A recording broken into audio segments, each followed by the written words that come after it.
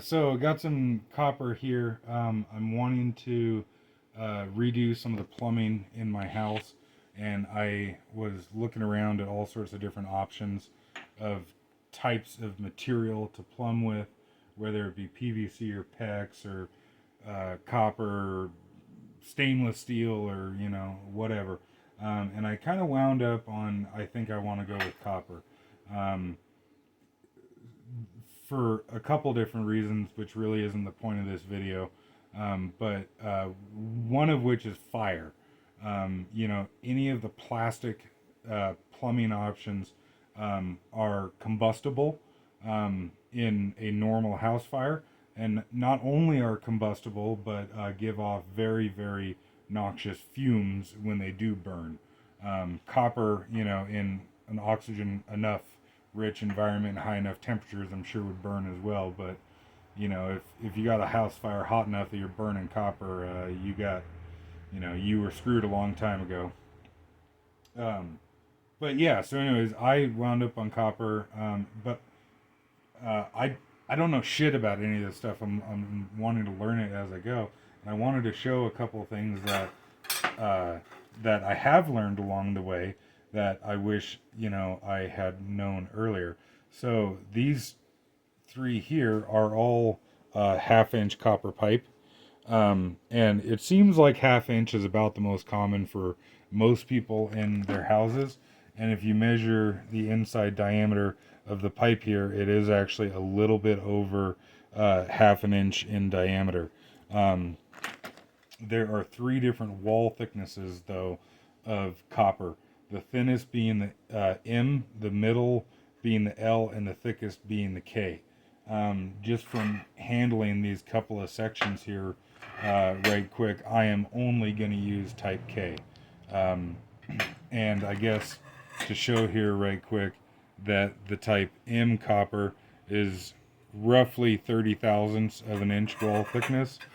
The type M, is roughly 40 thousandths, and the type K is roughly 50 thousandths wall thickness.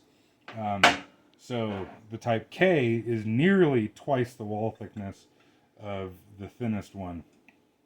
Um, and I guess I just wanted to show here right quick that, um, like I said, it's not the point of the video and what have you, but some of my other reasons for wanting to use copper is I think it looks cool. And I want to have it exposed in the house. But if it's exposed in the house, instead of being buried behind a wall, then it is susceptible to damage.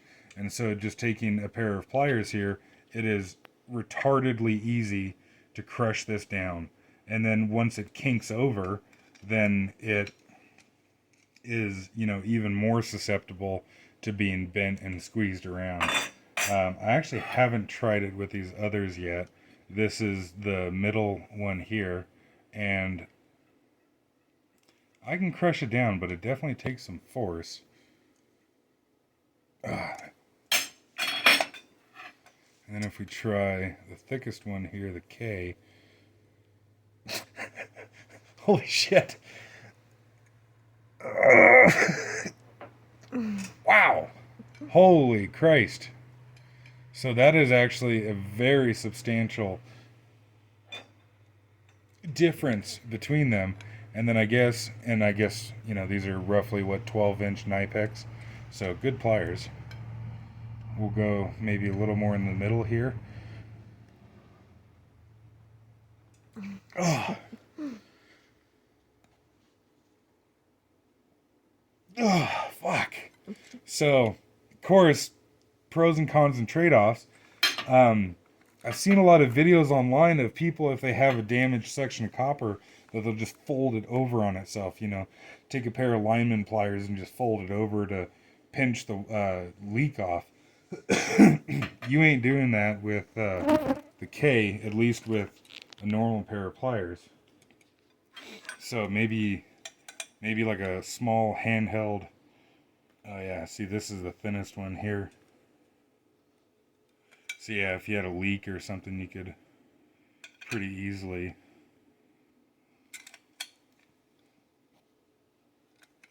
pinch that off and presumably fold it over. Yeah. Yeah, you could like fold it over on itself. Anyways. Yeah, I just wanted to fuck around with that right quick. What? But that's pretty nuts for that much of a difference there. I mean, like, look at that. I just mangled the shit out of the end of that one. What about the middle size? I mean, imagine that. It's kind of in the middle. You know, the thickest one, I just barely dented it.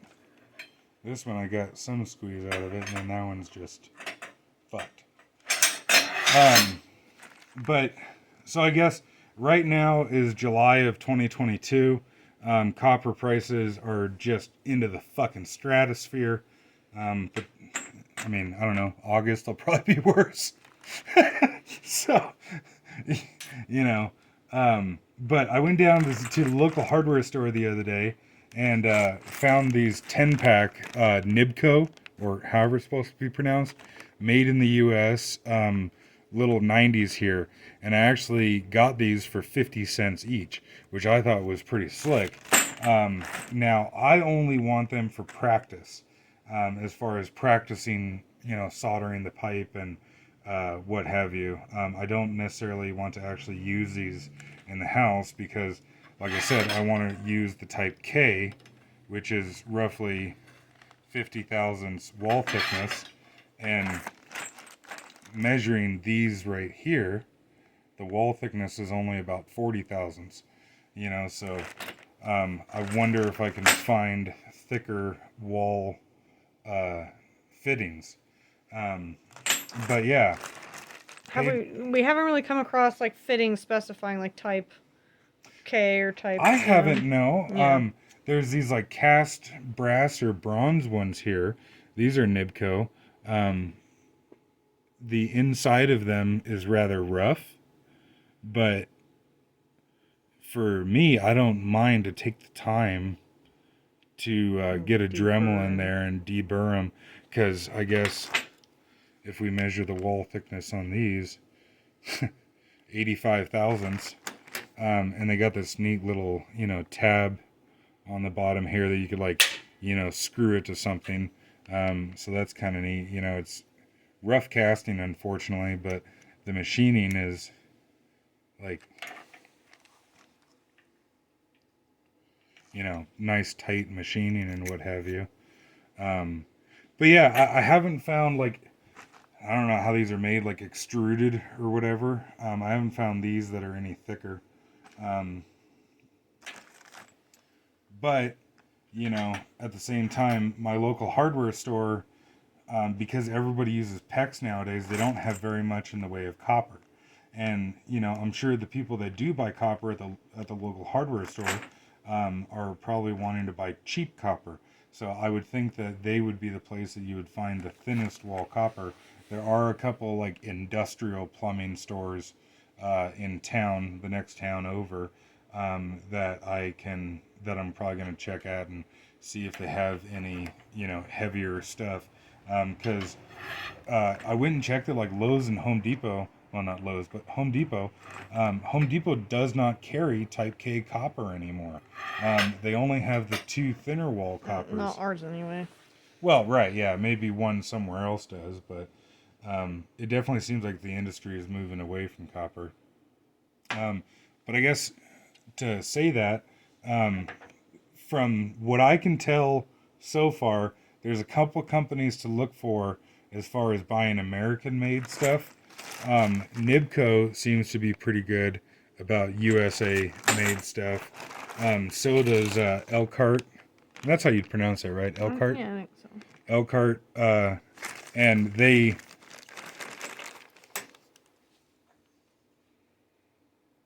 So Nibco stamps their fittings with Nibco. And I don't know if this... Yeah. Elkhart stamps them with EPC for Elkhart Products Corporation.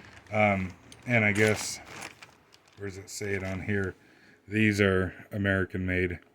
And then the other one that I found is Mueller. And this is a 1-inch union right here.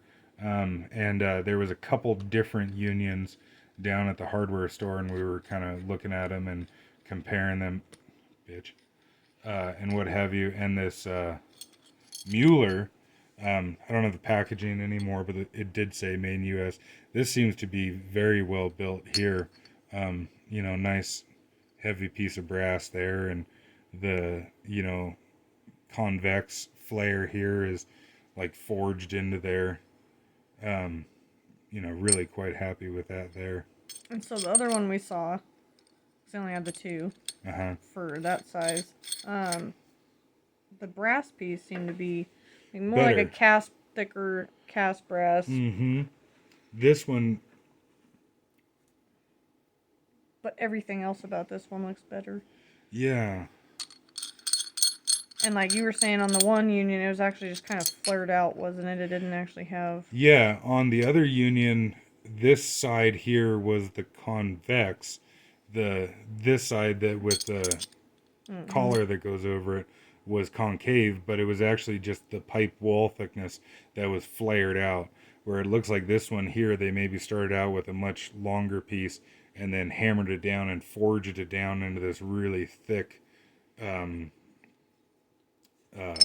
flare here.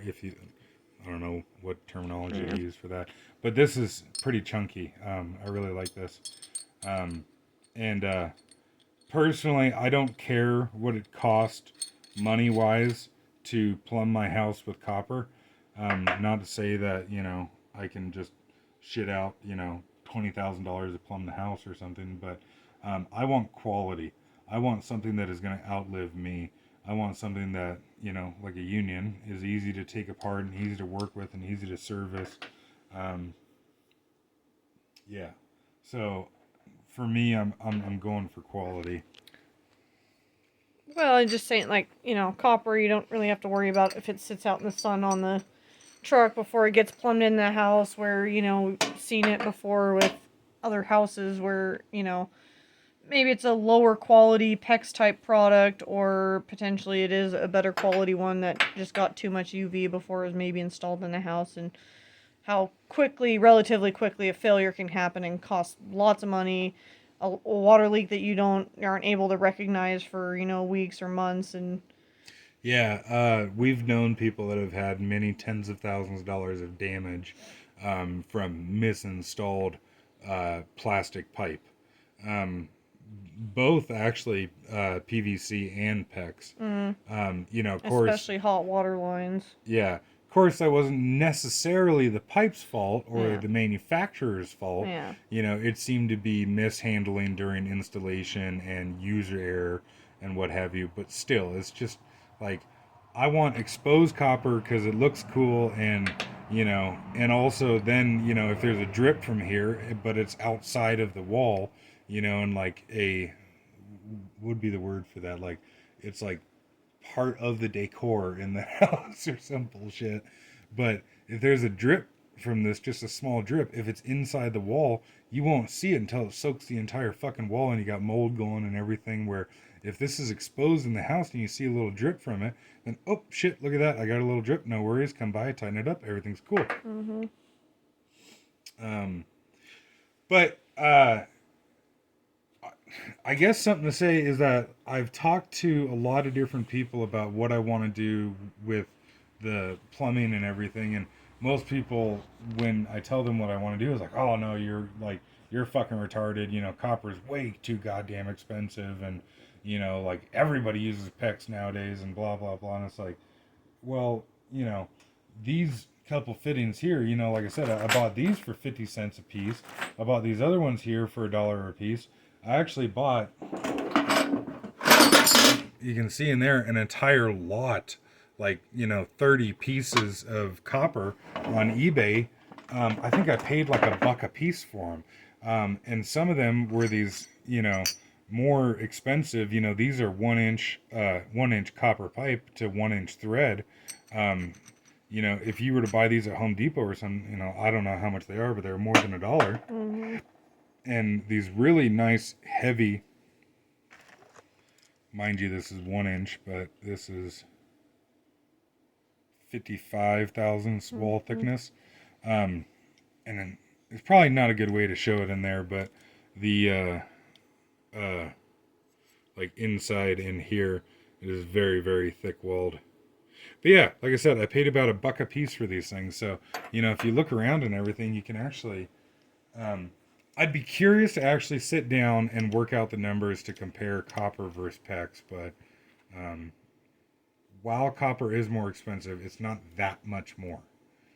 No, PEX is made easier to install. I've got all kinds of fancy fittings and special tools and everything. And with copper, you know, if you don't know how to braze it or solder it or whatever, then, you know, you either need to learn or pay someone to do it, of course. But I think, you know, PEX PVC stuff is a little more user friendly for someone who's just wanting to, you know, try something on their own or whatever for the first time. But Yeah, I mean, there's, you know, it seems like, trade-offs. yeah, there's trade offs, of course. And, you know, not saying knowledge of one thing equals knowledge of another. It, you know, it seems like copper's got a little bit more of a learning curve, if you will. Um, but I think it's worth the worth the little bit added expense.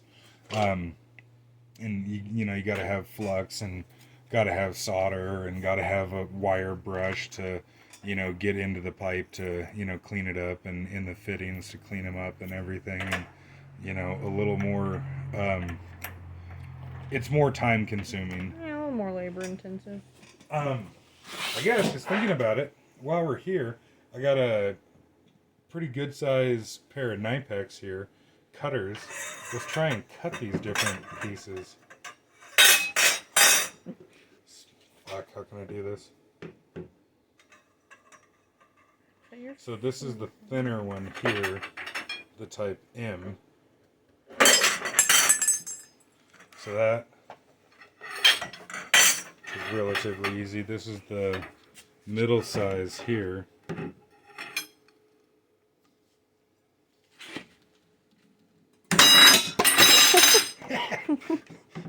That took a bit more force. So how's this gonna go? This is the type K, the thickest one.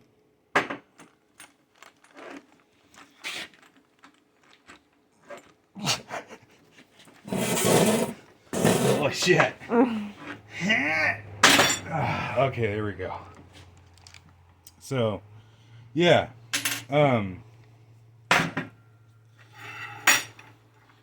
Yeah, Much less deformed too, cutting. Like, I mean, it is, they're all squished down, but that'd be more workable. And of course, I mean, it's not the proper tool for cutting this shit, but I don't know, just... why would we use the proper tool? Yeah, it's just, that's for suckers. I saw, you know, because, like I said, I'm just trying to learn. I'm not kind of, you know, I'm not, you know, any resident expert on this and wanting to learn. But saw a lot of videos of people, you know, talking about the different types of copper and everything, but I was curious how they do with damage. And, you know, how much difference is the, you know, thicker wall copper versus the thinner one. And I guess, too, to say it, so the pipe is measured by the inside diameter of the hard section of pipe, not necessarily the fittings. But just to show you here, so this here is the 1/2 inch size to give you some kind of comparison there. This here is the 3/4 size, and then this here is the 1 inch size. You know, it seems like just looking around at different places that the 1/2 inch is most common. I personally want to use 1 inch, at least for the main feed lines that feed the house, just for as much flow as possible, because when you double the size of a pipe, you a little bit more than quadruple the flow rate through it. And so you can see, like, you know, this isn't actually double, like it can't actually fit 2 fittings in there. But if you were to compare these, where'd your mind go with that one? Copper pipe. Oh yeah. Yep. But if you were to actually look at these side by side, you can see. You can see, just envisioning how much more you could flow through the bigger one than the smaller one. So mature. Well, yeah. We're grown-ups and stuff. Oh yes. So Adults. so much adulting around here.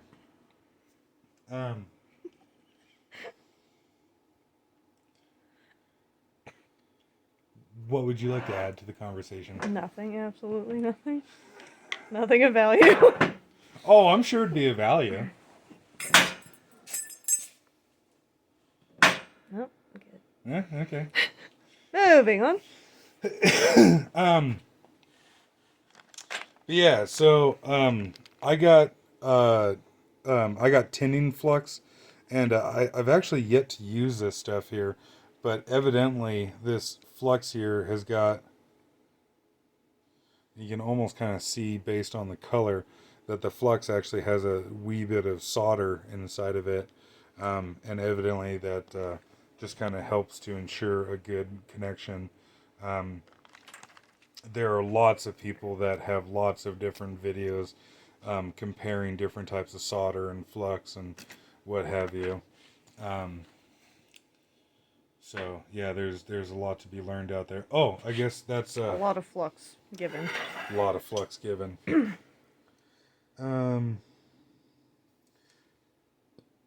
Excuse me. I don't imagine that it's going to come up. Oh, actually, they do print it on there. So USA made. This is the thicker Type K, but this is the Mueller pipe. And just to show, made in USA again. It seems like you can, get all this stuff American made, at least if you're willing to put a little effort into it. This thin wall type MLK, yeah. The thin wall M here that I bought from the local hardware store is fucking made in Thailand. So I guess, something to keep in mind is that you do have to kind of be careful when you're buying it. Make sure to get, American stuff. Suppose that's it, I guess. Unless you got anything. Never. Okay.